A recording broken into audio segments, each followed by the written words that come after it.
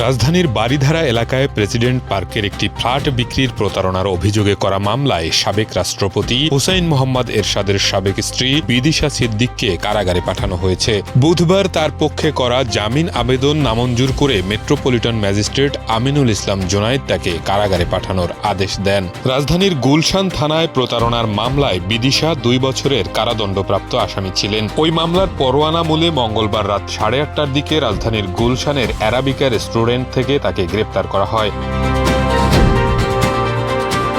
Flat বিক্রির নামে প্রতারণার ওই মামলায় গত 20 মে বিদিশাকে 2 বছরের কারাদণ্ড দেন মেট্রোপলিটন ম্যাজিস্ট্রেট মোহাম্মদ জামশেদ আলম। পাশাপাশি তাকে 10,000 টাকা জরিমানা, অনাদায়ে আরও 1 মাসের বিনাশ্রম কারাদণ্ড দেওয়া হয়। রায়ের দিন পলাতক থাকায় বিদিশার বিরুদ্ধে গ্রেপ্তারি পরোয়ানা জারি করা হয়। 2008 সালের ফেব্রুয়ারি মাসে মোশাররফ হোসেন নামের এক ব্যক্তি মামলাটি করেন, যিনি মিরপুর 10 এলাকায় স্যানিটারি পণ্যের আমদানিকারক ও ব্যবসায়ী।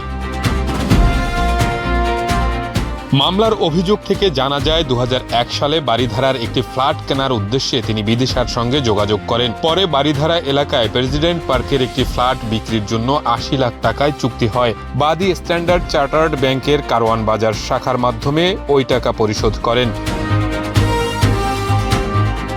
পরে উভয়ের মধ্যে বায়নানামা সম্পাদিত হয়। তবে দীর্ঘ সময় পার হওয়ার পরও ফ্ল্যাট বুঝিয়ে দেওয়া হয়নি। পরে 2005 সালের 9 ফেব্রুয়ারি 72 লাখ টাকার একটি চেক দেন বিদিশা। তবে নির্ধারিত সময়ে ব্যাংকে জমা দিলে পর্যাপ্ত টাকা না থাকায় চেকটি ডিজ অনার হয়।